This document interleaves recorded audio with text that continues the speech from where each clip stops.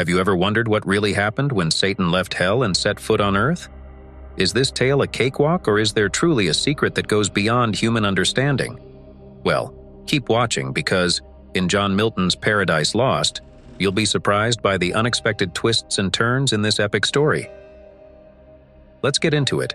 John Milton's Paradise Lost is often hailed as one of the greatest poems ever written in English.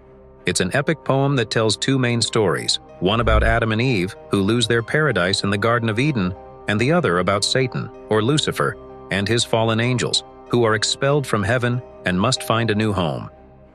To give you some background, John Milton was an English poet born in 1608. He was a strong advocate for freedom of speech and the press, and these ideas are reflected in his work. The poem begins with the idea that humans, like Adam and Eve, often disobey God. You might remember the story of Adam and Eve eating the forbidden fruit from the tree of knowledge. A sneaky serpent, who is actually Satan, played a part in this disobedience. Satan was once an angel who rebelled against God, leading to a war in heaven, which resulted in Satan and his followers being cast into hell, where they were chained up. In hell, Satan woke up to a horrible, fiery dungeon with no light, far away from God and heavenly light. His right-hand demon, Beelzebub, was with him. Despite their dire situation, Satan didn't regret rebelling against God. He saw their time in hell as an opportunity to regroup and come up with a new plan.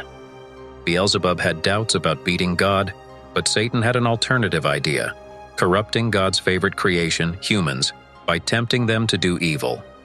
Satan's plan was like a proxy war between heaven and hell, using humans as pawns. With this plan in mind, Satan and Beelzebub left hell. Some say they were allowed to leave instead of breaking free from their chains because it wasn't the punishment God had intended. As they flew over the land, they realized that being rulers in hell was better than being servants in heaven. On solid ground, Satan rallied his fellow fallen angels, making it clear they were no longer in God's favor. Demons could still be worshipped by humans like gods.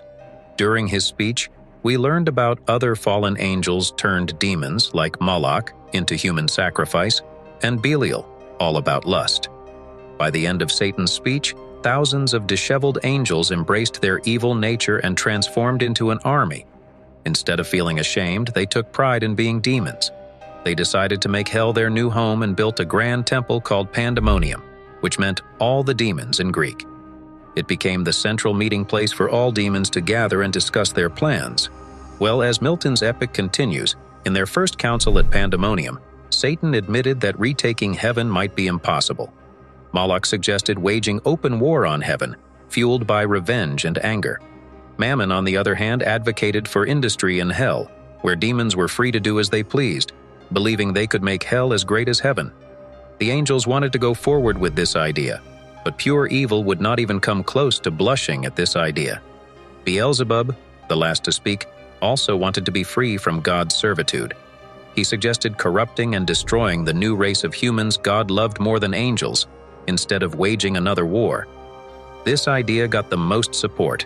After all, jealousy is the devil's best friend. Milton is a literal genius, and he then continued to write that, when the votes were cast, Beelzebub and Satan's plan won. Satan volunteered to leave hell and scout for the promised land. With Satan gone, the council discussed how to build hell into a kingdom that could rival heaven. While all this happened in the background, Satan now faced the challenging task of finding a way out of hell. Eventually, he reached the gates, which were 9 in total. 3 made from brass, 3 from iron, and 3 from adamantine. These gates were guarded by 2 figures in the distance, a woman with the lower half of a serpent and another figure shrouded in darkness, known as Sin and Death. At first, Satan was scared, but what happened next will absolutely blow your mind. Satan wanted to get through the gates of a place called Hell, but he had to talk to someone named Sin first. Sin reminded Satan that they were related because she was created from his head when he was still an angel. And then, she got pregnant by Satan and gave birth to Death. This time, she had a pack of hounds with her, and they were causing her trouble. Satan explained his plan to get back at God, and Sin, who had the keys to the gates, opened them for him. So, Satan left hell and flew into the darkness. He got caught in a storm and ended up riding on a cloud, not knowing where he was going.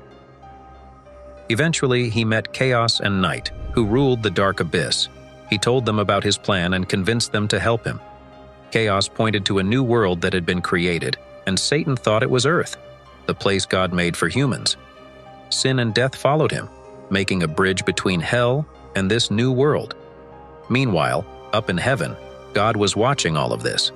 He knew that Satan going to Earth would lead to bad things, but he valued human free will.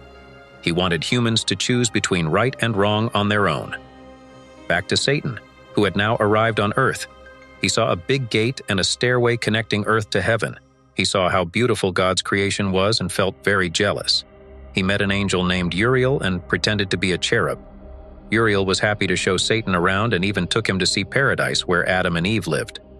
Satan thanked Uriel and left with the information he needed. Satan landed on a mountain and looked at Eden and paradise. He remembered his time in heaven and wondered if he could ever go back. But he decided it was too late for that, and his plan was to spread evil and sin in paradise. Uriel noticed that something was off about the cherub and went to tell Gabriel, another angel. They realized that Satan might be in Eden and vowed to find him. Satan, after overcoming his doubts, entered Eden. He saw the tree of life and the tree of knowledge. He turned into a bird and perched on the tree of knowledge. He watched Adam and Eve feeling angry and jealous. Adam and Eve talked about not eating from the forbidden tree of knowledge.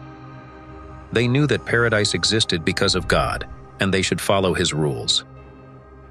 At night, Gabriel and other angels searched for Satan in the garden. They found him when he had turned into a toad. Gabriel recognized him and asked him why he was in Eden. Satan tried to lie, but Gabriel didn't believe him.